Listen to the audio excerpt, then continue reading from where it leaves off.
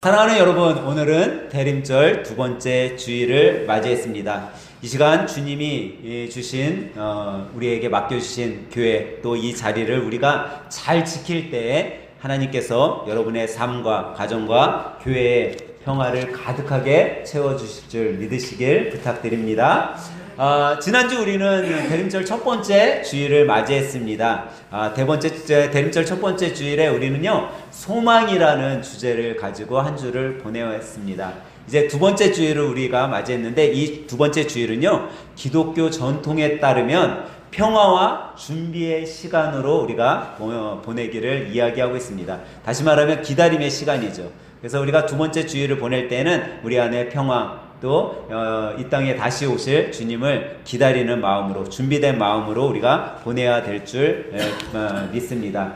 근데 우리가 대림절을 기다림의 절기라고 그러잖아요. 그러면 여러분과 제가 기다릴 때 무엇을 먼저 해야 되겠냐라는 거예요. 과연 여러분은 기다릴 때 무엇을 먼저 하세요? 여러분이 누군가를 기다릴 때 제일 먼저 하는 게 뭘까요? 저는 행동이 앞서기 전에 마음이 먼저 준비돼야 된다라고 생각을 해요. 내가 누군가를 기다린다고 할 때는 내 마음이 먼저, 내 마음, 생각 속에 준비된 마음, 준비된 생각이 있어야 되는 거죠. 지난주에 제가 주일 예배 마치고 한 성도님 집 댁을 방문하게 되었어요. 근데 그때 이제 제가 교회를 다 어느 정도 정리하고 성도님 집에 찾아갔는데, 약속을 하고 찾아간 게 아니에요. 약속을 하고 찾아간 게 아니니까 제가 교회에 있을 때 어떤 생각을 했겠어요? 가도 만날 수 있을까? 어떻게 보면 못 만날 수도 있다라는 생각을 하고 갔겠죠. 근데 약속을 하고 가지 않았기 때문에 못 만날 수 있는데도 제가 갈 수 있었던 이유는 제 안에, 제 마음속에 그 성도님을 향한 마음이 있었기 때문에, 그 성도님을 내가 오늘은 가서 좀 만났으면 좋겠다, 또 그 성도님에 대한 사랑이 내 마음속에 있으니까 충분히 찾아갈 수 있었던 거죠. 약속을 하고 갔었으면 누구나가 다 만날 수 있다라는 어쨌든 보장이 있잖아요. 근데 약속을 하지 않고 갈 때는 만날 수 있는 보장이 없어요. 왜냐면 못 만날 수 있다라는 전제예요. 그런데 왜 만나지도 못할 일을 만날 수 없을 수도 있다라는 그런 것을 알면서도 왜 가냐라는 거예요. 그것은 내 마음이 이미 준비되어 있기 때문에. 그 가정에 혹시 못 만나고 와도 그거 못 만난 것이 전혀 내 마음에 어떤 아픔을 주거나 상처를 주거나 하지 않다는 것을 내가 알고 있기 때문이라는 거죠. 그게 어떻게 보면 준비라는 거예요. 예수님께서도 이 땅에 우리에게 오셨을 때 예수님은요, 우리를 향한 사랑을 갖고 계셨어요. 제가 못 만날지도 모른다라고 생각하고 갔잖아요. 그것은 내 안에 사랑이 있었기 때문이잖아요. 예수님이 이 땅에 오셨어요. 근데 이 예수님은 무엇까지도 알고 계셨냐면, 내가 세상에 갔을 때 세상 사람들이 나를 반기지 않을 것을 알았어요. 죽일 것까지 알았어요. 나중에 그 죽임도 십자가에 매달아 죽일 거라는 것까지도 예수님은 알고 계신 분이었어요. 그런데도 예수님이 이 땅에 자기를 죽일 것을 알고 있는데도 어떻게 오셨냐? 다른 것이 아니라 우리를 향한, 이 인류를 향한 사랑이 예수님 마음에 가득했기 때문에 오실 수 있었다라는 거죠. 그래서 여러분, 기다림에는요, 먼저 행동이 따르기보다는 마음의 준비가 있을 때, 마음에서 시작될 때 우리가 행할 수 있다라는 거예요. 마음의 준비. 그러면 여러분과 제가 마음의 준비를 해야 되는데, 이 마음의 준비는 과연 무엇일까요, 여러분? 여러분들 마음의 준비라고 하는데, 마음의 준비, 뭐가 마음의 준비일까요? 아마 무엇인가 준비한다라는 건요, 시간을 준비한다라고 얘기할 수도 있어요. 내가 그 시간, 만약에 11시에 누구를 만나기로 했어. 그럼 11시에까지 내가 그 준비된 시간을 위해 여러 가지를 준비하겠죠. 여러분들이 오늘 11시에 주일 예배를 드리러 이곳에 올 때에도 여러분들이 준비했을 거예요. 어떤 분은 예쁜 옷을, 또 어떤 분은 화장을 하기도 하고, 어떤 분은 교회 가서 내가 할 일들을 생각하고 여러 가지 준비를 했을 거예요. 이런 건 어떻게 보면 시간을 위한 준비일지 몰라요. 또 어떤 분은 환경을 만들었을 거예요. 좋은 만남을 위해서 좋은 환경, 교회에 와서는 예배를 드리기 위해 쓸고 닦고 준비한 이런 환경을 만드는 거 역시 준비일지도 모르죠. 어떤 분들은 좋은 만남을 위해서, 좋은 그 만남의 기다림을 위해서 여러 가지를 차려놓고 준비할 수도 있을 거예요. 맛있는 음식을 차려놓고도 준비할 수 있을 거예요. 근데 여러분, 이런 준비는요, 세상이 말하는 준비라는 거예요. 세상이 말하는 마음의 준비일 거죠. 근데 성경은요, 조금 다르게 세상이 말하는 마음의 준비와는 다른 마음의 준비를 우리들에게 깨닫게 해주고 있습니다. 그것이 뭐냐면요, 성경은 우리들에게 이렇게 얘기하고 있어요. 너희들의 마음의 준비는 회개다라고 이야기를 하고 있다는 거예요. 여러분과 제가 마음의 준비를 하기 위해서 가장 필요한 것이 있다라면 회개해야 된다라는 거예요. 아마도 성경은 대림절 기간에 이 말씀을 여러분과 저에게 해주시고 있어요. 근데 참 신기하게도 이 회개의 말을 누가 얘기하고 있냐라는 거예요. 이 회개에 대해서 천사가 나타나서 얘기하지 않아요. 어떤 사람이 달콤한 음성으로 이 회개에 대해 이야기하고 있지 않다라는 거예요. 오히려 오늘 말씀은 뭐라고 있어요? 광야에서 외치는 한 사람의 소리로 인해 우리들에게 회개의 말씀, 그 말씀을 들려주고 있다는 거예요. 광야 가운데 서 있는 침례 요한이라는 한 사람의 외침을 통해 우리들에게 이 마음의 기다림의 준비, 회개에 대해 이야기하고 있죠. 그 외침은 다름 아닌 회개하라, 주의 길을 준비하라. 광야에서 서 있는 이 사람의 외침이요, 여러분들 이 한말 회개하라, 주의 길을 준비하라, 이 말을 들었을 때 여러분 어떤 생각이 드세요? 저는 이 침례 요한의 이 한마디에, 어떻게 한 문장에 이 외침이 저에게는 큰 떨림을 줬어요. 회개하라, 주의 길을 준비하라. 근데 이 한마디가 왜 저에게는 떨림이 되었냐면, 사실 이 한마디에 저는 어떻게 보면 제 인생을 다시 시작하게 되는 용기를 가질 수 있는 말이었기 때문이에요. 내 삶 가운데 어려움이 있고 어둠이 있고 힘듦이 있을 때 사람들은 아마 그렇게 생각할 거예요. 내가 힘듦 속에 있고 정말 암흑을 달려가는 것 같고 정말 회복될 것 같지 않고 내 안에 상처, 아픔으로 인해 매일매일 눈물만 나고, 아니면 그 아픔을 어떻게 이겨보고자 세상적인 것을 통해, 세상적인 나쁜 습관을 통해 내가 잊어보려고. 여러분, 현장에 일하시는 분들이요, 현장 일이 끝나면은 가장 많이 하는 게 뭔지 아세요, 여러분? 현장 일이 다 끝났어요. 하루 일이 다 끝났어. 그럼 저녁이 되면 이분들 뭐 할까요? 뭐 할 것 같아요, 여러분? 저녁 식사. 그죠? 그 저녁 식사 할 때 뭐 할 것 같아요? 다들 술을 한 잔씩 하셔. 근데 이 술을 한 잔씩 하시면서 이분들이 얘기하는 게 있어요. 고되게 일했는데 술 한 잔 먹고 좀 잊어보고 잠도 좀 편안히 자려고 자기가 술 한 잔을 한다는 거예요. 근데 제가 예전에 한번 말씀드린 적이 있을 거예요.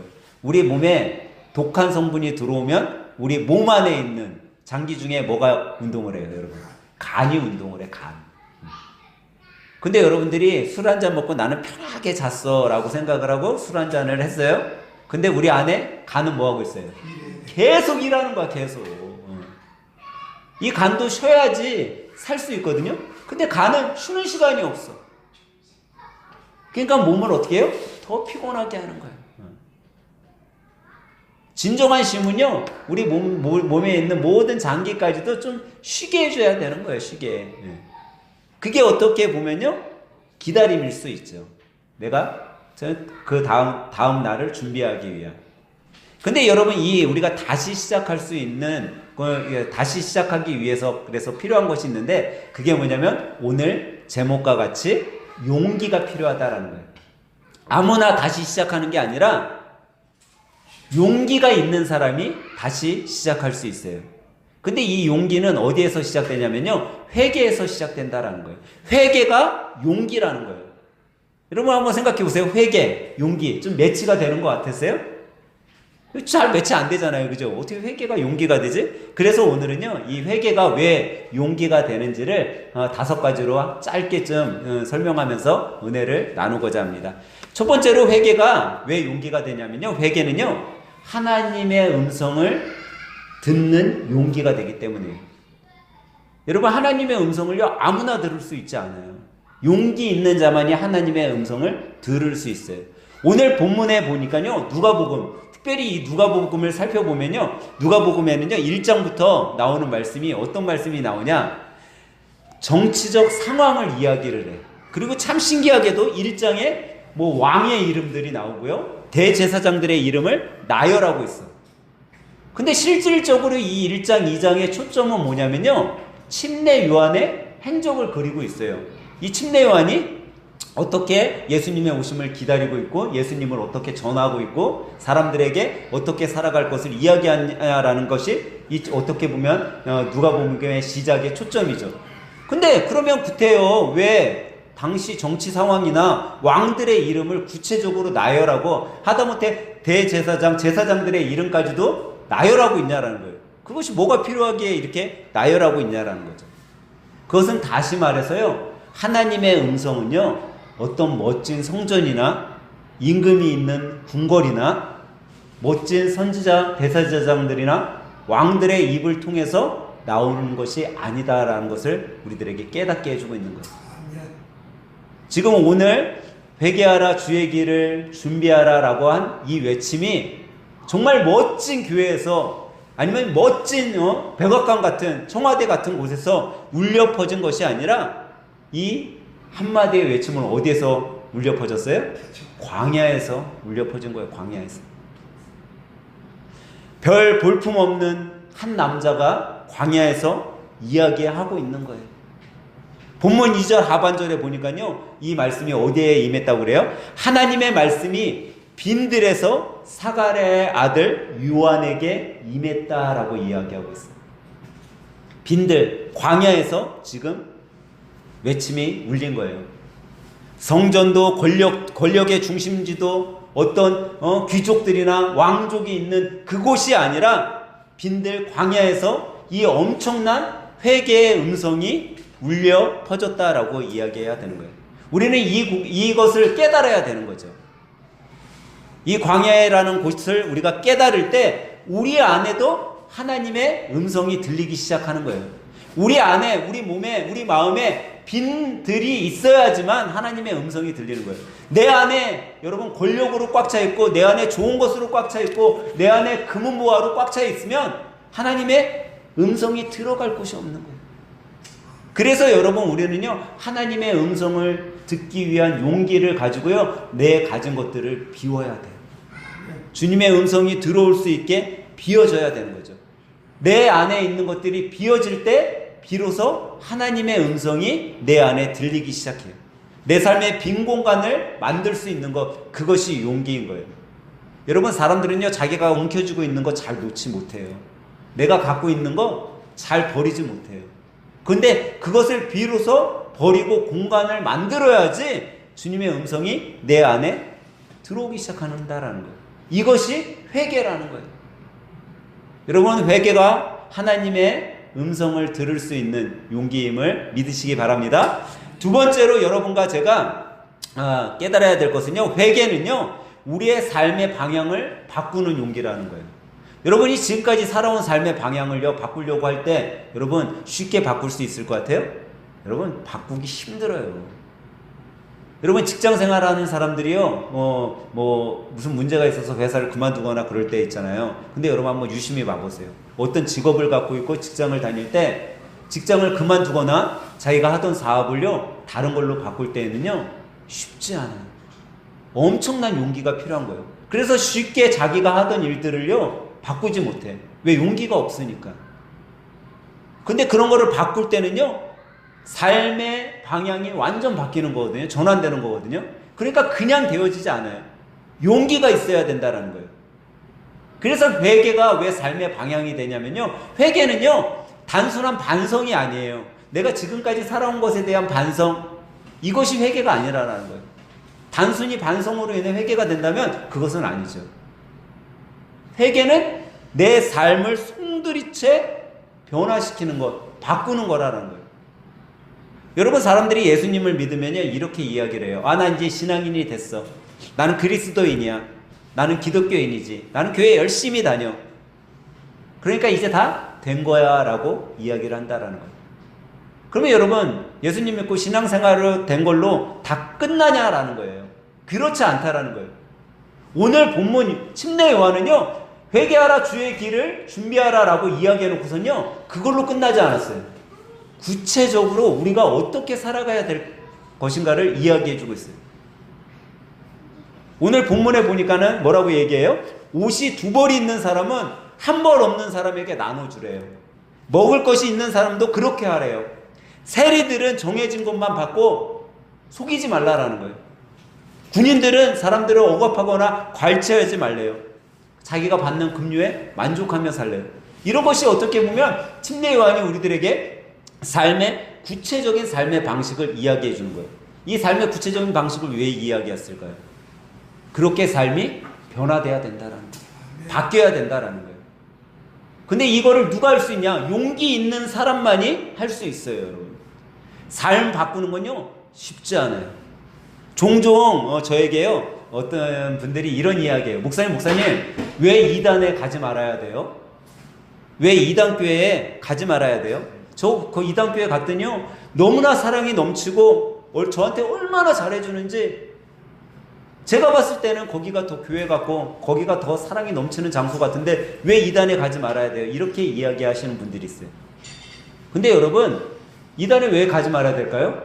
성경은 분명히 우리들에게 말씀하고 있어요. 마태복음 7장 15절에는요 뭐라고 얘기하고 있냐면, 거짓 선지자들을 삼가하라. 양의 옷을 입고 너희에게 나오나 속에는 노략질하는 일이라 라고 얘기해요. 여러분, 양의 탈을 썼어요. 양의 탈을 썼을 때는 어떻게 하겠어요? 여러분들에게 어떻게 해줄까요? 정말 잘해요. 간쓸게 다 빼줄 것처럼 잘해요. 이게 양인 거예요. 그러면 우리가 느낄 때, 야, 처음에, 야, 여기 정말 사랑이 넘치네?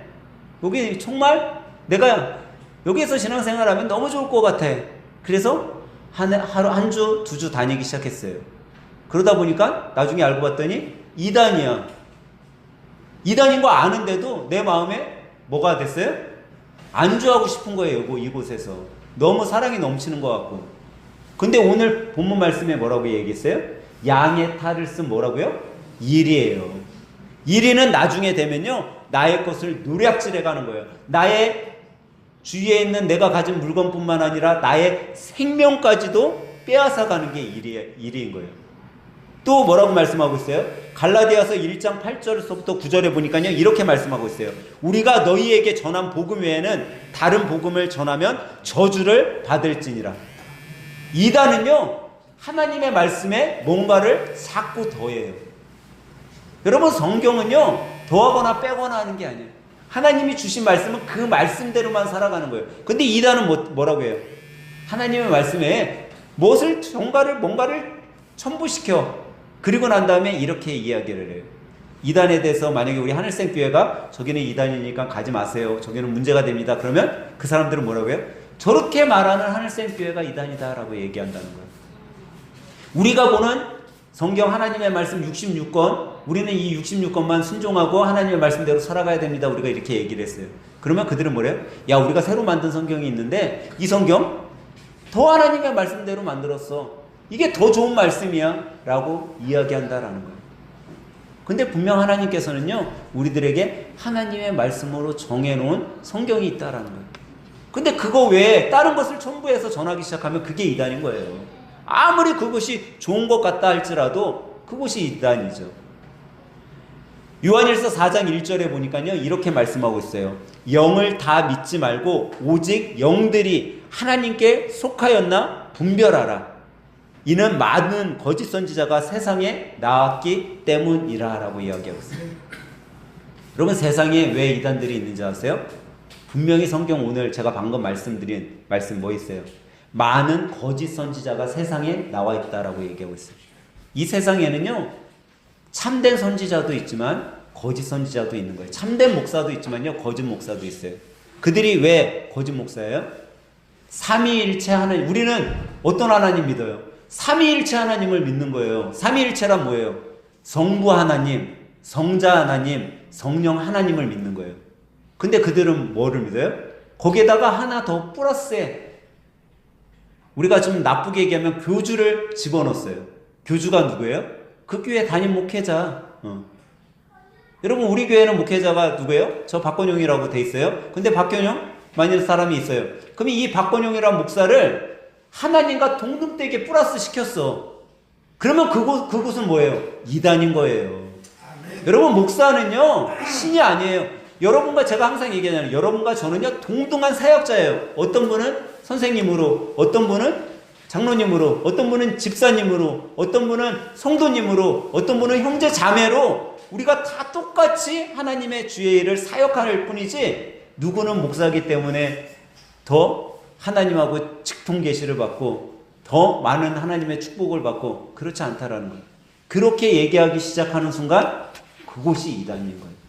왜? 하나님은요 분명히 하나님의 말씀을 통해 거짓 선지자가 있을 것을 이야기했어요. 그리고 이단이 어떤 곳이 이단이냐면요, 처음에 딱 갔을 때 너무 사랑스럽게 저를 대해주잖아요. 근데 이들이 하는 게 꼭 있어요. 뭐냐면 내 주위에 있는 사람들과의 관계를 끊게 만들어요. 처음에는 주위에 있는 신실한 저분도 교회 열심히 다니고 집사님이라고 했는데 그분들하고 관계를 끊게 만들어.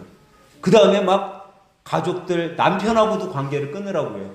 남편이 야 거기 저기 뭐야 너 교회 가는 거 별로 나 안 좋은데 막 이러면은 그러면 남편하고도 끊으래. 여러분, 남편은요 하나님이 여러분과 저에게 남편과 아내는 한 몸으로 만들어 주신 거예요. 그러면 한 몸이 끊어지면 어떻게 돼요? 그때부터 죽는 거예요. 그건 아무리 나에게 못하는 남편이라도, 아무리 나에게 못하는 악처 아내라 할지라도 하나님께서 부부로 만들어 주셨을 때에는요 서로 섬기면서 살아가야 되는 거예요. 근데 이단은 어떻게 해요? 끊으라고 해. 관계를 자꾸 남편하고도 관계 끊고 아무개 자매님한테 잘못하는 남편 없는 사람 취급하세요. 투명인간 취급하세요. 그러면 이단인 거예요. 여러분, 하나님은요 관계를 회복하게 만드시지 관계를 회복하지 못하게 하지 않아요. 그리고 이단들이요 조금 이제 친해지고 조금 관계가 좀 회복된 것 같다라고 하면 어떻게 하는지 아세요? 있잖아요, 여기를 떠나면요 이제 저주받아요. 우리 공동체, 우리 교회를 떠나면요, 나가면요 재앙이 와요. 심판 때에 살아남지 못해요. 이렇게 두려움을 줘요. 저는 목회자로서 목회할 때요, 제가 이제 큰 교회에서도 사역자로 있었잖아요. 그 큰 교회에 있을 때 다른 교회 가시는 분들 많아요. 여러분, 한 10,000명, 20,000명 모이는 교회는요 한 주에도 어쩔 때는 수백 명이 나갈 때도 있어요. 그렇게 막 나가. 근데 그분들이 어디 가냐? 다른 교회 가잖아요. 근데 다른 교회 갈 때 제가 그분들한테 그 교회 가면 안 됩니다, 우리 교회 오세요, 한 번도 얘기한 적 없어요. 제가 딱 그렇게 얘기할 때 언제 얘기한지 아세요, 여러분? 이단에 갈 때만 제가 그렇게 얘기해요. 제가 신천지로 막 50명이 나가는 적도 있었어요. 그때는 제가 몇 달 동안 따라다녔어요. 신천지 못 가게 하려고. 이단에 대해서는요 제가 목숨 걸고 쫓아가서 말려요. 근데 좋은 교회예요. 투명한 교회예요. 사역 잘하고 계시는 목사님이 있는 교회, 그 교회로 이사를 가서 아니면은 그 교회에서 저 신앙생활 잘하고 싶어서 갈 때는요 제가 거기 가서 신앙생활 잘하시라고 그 교회 목사님하고 오히려 더 이야기 나누고, 이분 우리 교회 있을 때도 이렇게 신앙생활 잘하셨는데 그 교회 가서도 잘할 수 있게 목사님이 좀 독려 좀 해주세요, 전사님들이 좀 독려 좀 해주세요. 오히려 더 그분들에게 부탁을 드려요. 왜? 거기는 좋은 데니까. 근데 여러분, 이단은요 그렇지 않다라는 거예요. 그러면서 이단에서요 나중에 가면 뭐라고 하는지 아세요? 그 교회, 이단 교회는요 하나님의 계시를 받는 사람이 꼭 있어. 교주가 됐든지 성도들이 됐든지요, 그 사람은 직통 계시를 받아. 이사야 선지자처럼요 직통 계시를 받아. 그래서 내가 오늘 기도했는데 하나님이 아무개 성도님 이렇게 살면 큰일 난다고 합니다. 내가 오늘 계시를 받았는데 아무개 성도님 오늘 저기 교회에다가 돈 1,000,000원 헌금하셔야 된대요.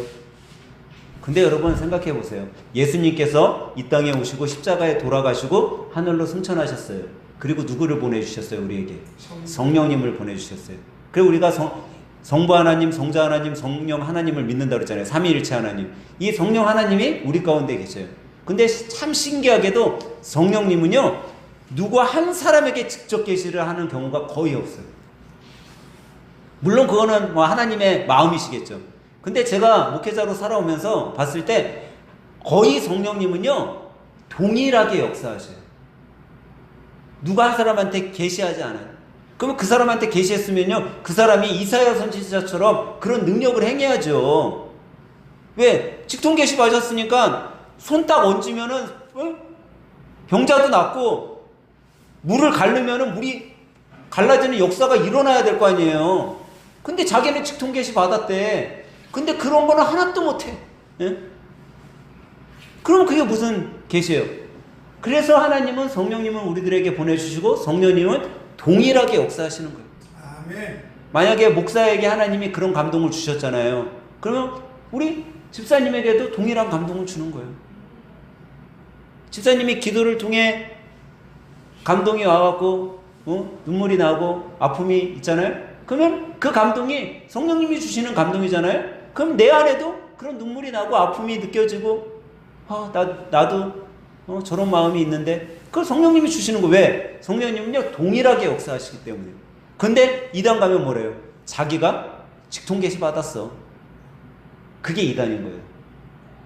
우리가 그런 삶 속에 우리도 충분히 거할 수 있어요. 근데 그때 어떻게 해야 되는 거예요? 삶의 방향을 전환해야 되는 거예요. 근데 그 삶의 방향 전환하는 게 쉽냐라는 거죠. 이미 내가 곳곳에서 사랑을 느꼈고 여기가 정말 좋은 것 같고 난 여기에서 있어야 되는데 여기가 이단이야? 내가 이걸 어떻게 나가? 못 나갈 것 같잖아요. 그때 용기가 필요한 거예요. 그 용기가 뭐냐? 오늘 말씀은 회개라고 얘기하는 거예요. 하나님, 내가 영의 눈이 어두워서 그것을 분별하지 못하고 이런 곳에 있었습니다. 주님, 나를 용서해 주세요. 내가 내 삶의 방향을 전환하겠습니다. 그 용기가 필요할 때, 그 용기가 있을 때 우리가 어떻게 해요? 주님을 기다리는 자로 우리의 삶을 전환할 수 있는 거죠. 세 번째로 여러분, 회개는요 어떤 용기냐면요 출발점에 서는 용기예요. 여러분, 모든 것에는요 시작점이 있어요. 우리가 출발점을 시작점이라고 한다고 그러잖아요. 근데 모든 일들은 시작이 있어요. 우리 장로님 사업하시고 있는데 사업 가운데 뭐 어떤 공사를 하거나 있다고 해보세요. 여러분, 공사를 할 때 그냥 막 중간서부터 시작하는 사람 있어요? 만약에 집을 짓는데 집 제일 먼저 뭐를 해야 될까요? 기초를 해야 되잖아요. 근데 기초가 이제 시작인 건데 시작을 하지 않고 지붕부터 건물을 지을 수 있는 사람이 있냐라는 거예요. 없어요. 모든 거에는 출발점이 있는 거예요. 그 출발점이 있는 그 출발점에서 여러분과 제가 발을 떼는 순간, 이 출발점에서 발을 딱 떼잖아요. 그때서부터 하나님의 위로와 평화와 하나님의 회복하심과 하나님의 인도하심이 내 삶을 이끌어가는 거예요. 근데 내가 그 출발점에서 발을 떼지 못하니까 하나님이 우리 삶 가운데 인도하고 싶어도 인도하지 못하시는 거예요. 왜? 시작을 떼야 되는데 내가 그 출발점에서 시작을 떼고 하나님 안으로, 하나님 품 안으로 들어와서 생활해야 되는데 그 시작을 못하니까 여러분과 저의 삶 가운데 하나님의 어떤 위로하심도, 하나님의 어떤 위로도 없는 거예요. 그래서 여러분, 우리가 출발점에서 시작할 때 그것이 용기라는 거예요. 근데 그 용기가 뭐라고요? 회개라는 거예요. 회개. 여러분과 제가 회개하는 순간 우리는 이미 출발점에서 발을 띈 거예요. 주님 품 안으로 내가 퐁당 들어간 거야. 그러니까 주님이 나의 삶을 인도하시는 거죠. 우리의 인생은 여러분 그냥 끝난 인생, 뭐가 잘못돼갖고 실패해갖고 주저앉는 인생이 아니라 언제든지 다시 시작할 수 있는 인생임을 여러분 믿으시기 바라요. 다시 시작할 수 있는 기회를 하나님께서 주신 거예요. 뭐를 통해서? 회개를 통해서. 그러면 네 번째로 회개는 뭘까요? 회개는 어떤 용기를 우리들에게 이야기할까요? 그건요, 변화를 향해 나아갈 수 있는 용기를 주는 거예요. 여러분, 사람들이 왜 안주하는지 아세요? 변화에 무섭기 때문이에요. 변화에 두렵기 때문이에요.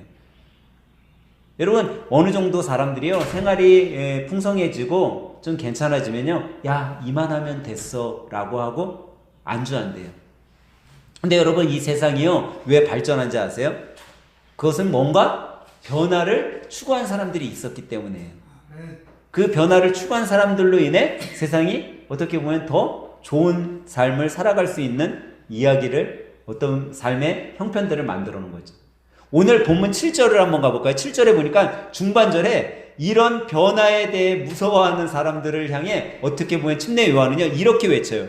독사의 자식들아, 누가 너희에게 일러 장차 올 진노를 피하려 하더냐라고 이야기했어요. 여기 보니까 참 신기한 내용이 나와요. 이제 침례 요한이 광야에서 하나님의 말씀을 막 전해요.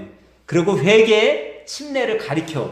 근데 사람들이 뭐하러 지금 침례 요한한테 왔냐면, 침례 요한이 하나님의 말씀을 전하고 천국을 전하고 회개의 침례를 전하고 있을 때 그것을 막기 위해 온 게 아니라는 거예요. 당신 왜 여기서 하나님의 나라를 전합니까? 왜 침례를 베풉니까? 이걸 막기 위해 온 것이 아니라 그들이 뭐하러 와요? 침례받기 위해 오는 거야 지금. 자기에게 침례 요한에게 정말 하나님의 나라에 대한 설교도 듣고 자기도 회개하고 주님의 나라에 거하는 사람으로 살아가기 위해 오고 있어요. 그런데 그런 사람들에게 뭐라고 이야기를 해요? 독사의 자식들아 라고 이야기한다는 거예요. 여러분들 별로 감이 안 오는 것 같아. 여러분들이 만약에 설교를 하고 있어요. 근데 사람들이 여러분들한테 이러는 거예요. 아무개 장로님, 오늘 말씀을 듣다 보니까 저도 침례를 좀 받고 싶은데 저에게 침례를 좀 행해 주세요 라고 이렇게 이야기를 했어요. 근데 그런 사람에게 뭐라고 해요? 이런 독사의 자식아 그랬다라고 생각을 해봐요. 여러분이면 어떻게 얘기하겠어요? 저였다면 오히려 더 아름답고 좋고 달콤한 말로 그분들을 위해 줄 것 같아. 왜? 회개하고 침례 받겠다는데 어떻게 그 사람을 향해 더 악한 말, 거친 말, 저주스러운 말을 이야기할 수 있냐라는 거예요. 근데 왜 침례 요한은 그렇게 이야기했냐라는 거죠. 왜 그랬을 것 같아요, 여러분? 침례 요한이 그렇게 한 이유가 있겠죠? 그것은 여러분, 이 사람들은요, 침례만 받으면 다 해결될 걸로 생각했던 거예요. 침례만 받으면 내가 지었던 모든 죄들이 다 속량되고 나는 천국에 들어갈 수 있어 라고 생각한 거예요. 그들은 어떤 생각을 하고 있었어요? 나는 아브라함의 자손이야. 내가 아브라함의 자손인데 내가 영적 안전지대에 이미 나는 도착해 있는데 누가 나를 저주하고 누가 나를 지옥으로 끌고 가. 여러분, 이런 잘못된 사고를 그들은 갖고 살아갔어요. 그런 사고 속에 침례 요한에게 나와서 요단강에서 나는 침례만 받기만 하면 이 침례로 인해 내 죄는 다 사함받고 나는 천국에서 왕노릇하며 살 수 있을 거야 라는 잘못된 사고를 갖고 침례 요한에게 왔기 때문에 침례 요한은 그것을 알고 그들에게 독사의 자식들아 라고 이야기한 거예요. 그러고선 그 뒤에 뭐라고 얘기해요? 누가 너희에게 이런 장차 올 진노를 피하게 하더냐 라고 이야기한 거예요. 내가 너희들에게 침례를 베푼다고 해서 너희들에게 이 진노 피할 수 없다라고 이야기한 거예요. 그러면서 무엇을 하라고 얘기하고 있는 거예요? 회개하라라고 얘기하고 있는 거예요. 여러분, 회개는요, 여러분과 제가 변화를 향해 나아가는 용기인 거예요. 어떤 변화? 내 잘못된 습관, 내 죄 가운데 있었던, 암흑 가운데 있었던 그런 삶의 방향을 송두리째 변화시킬 수 있는 용기라는 거죠. 여러분, 우리도 아마 신앙생활하면서 그렇게 생각할 수 있어요. 나는 기독교인이지. 나는 오늘 주일이니까 주에 와서 빠짐없이 예배해. 나는 매일매일 기도하고 매일매일 성경 쓰고 매일매일 예배드리지.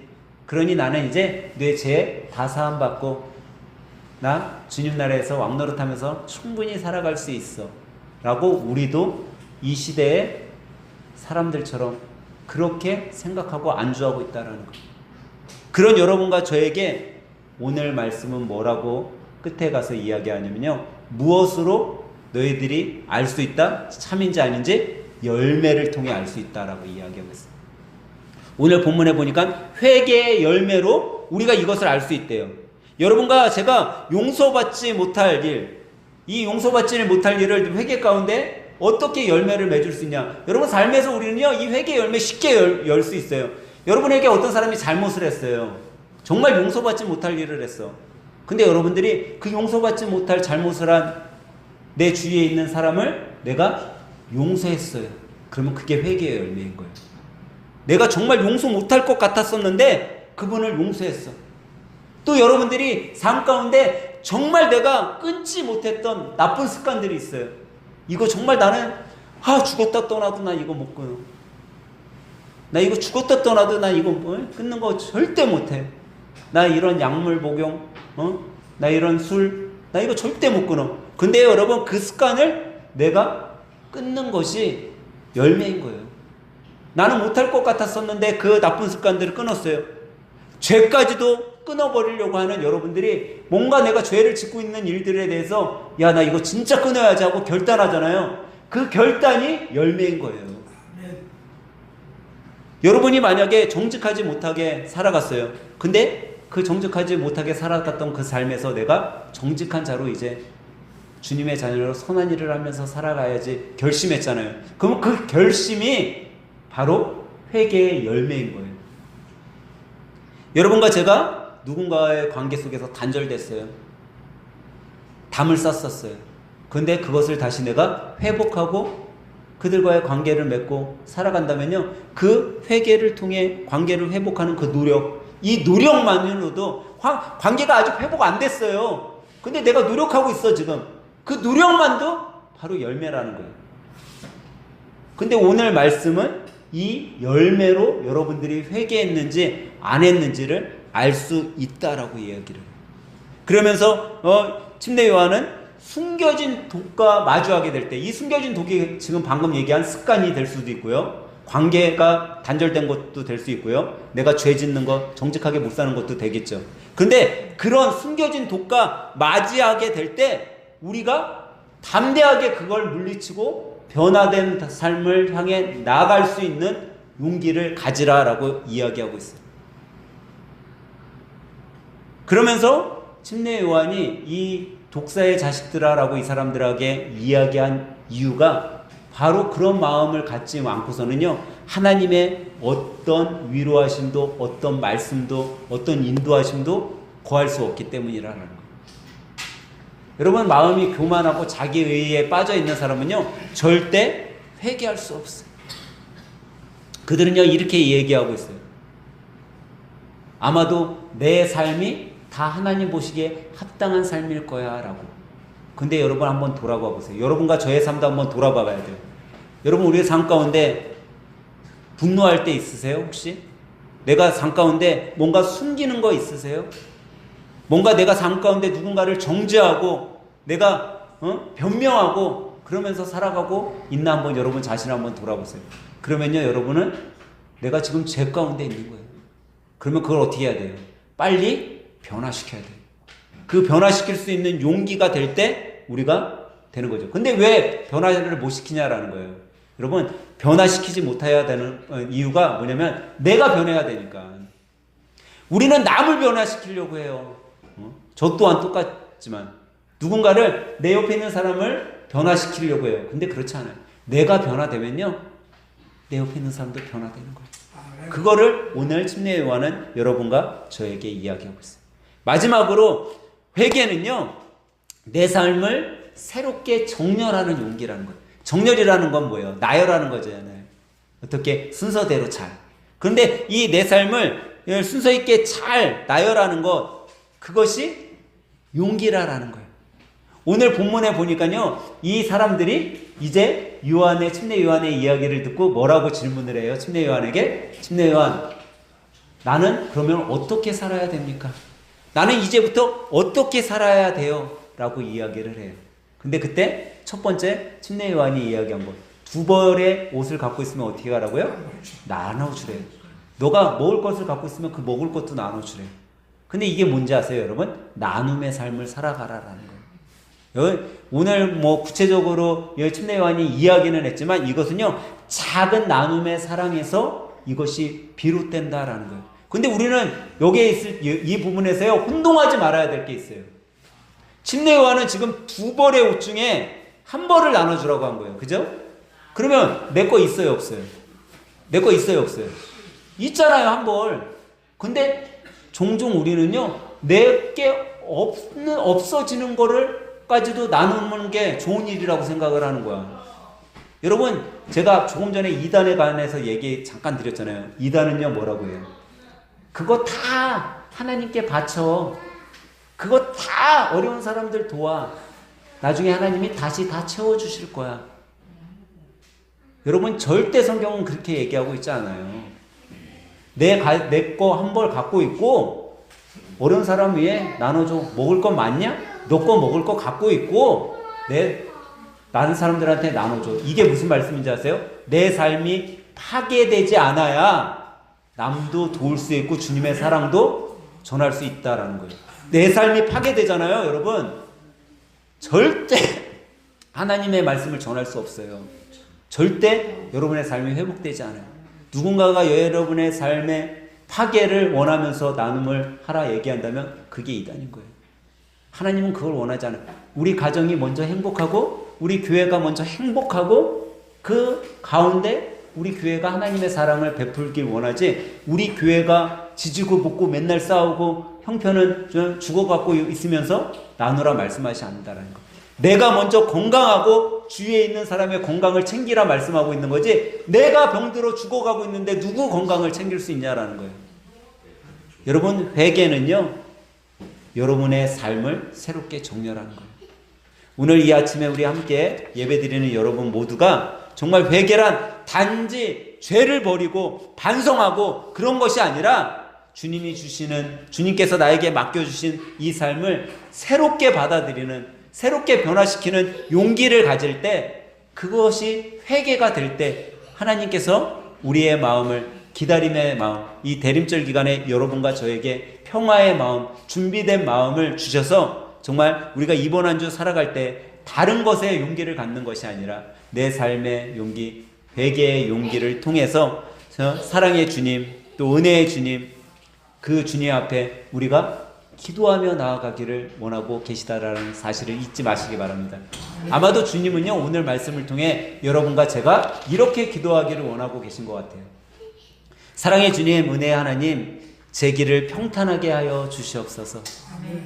다친 마음을 열어주시고 굳어진 생각을 녹아지게 하시고 저의 삶을 새롭게 하여 주시옵소서. 주님, 제가 다시 시작하겠습니다. 제가 주님과 함께 걷겠습니다. 제가 예수님의 손을 붙들고 살아가겠습니다. 라고 이렇게 기도하기를 주님께서는 원하고 계신 것 같아요. 사랑하는 할생 가족 여러분, 이번 한 주 이런 마음을 가지고 여러분과 제가 살아갈 때 예수 그리스도의 은혜가 우리 하늘생 가족들 가정과 또 여러분들의 사업장과 우리 하늘생 교회 위에 풍성하게 임하기를 예수님의 이름으로 간절히 축원합니다.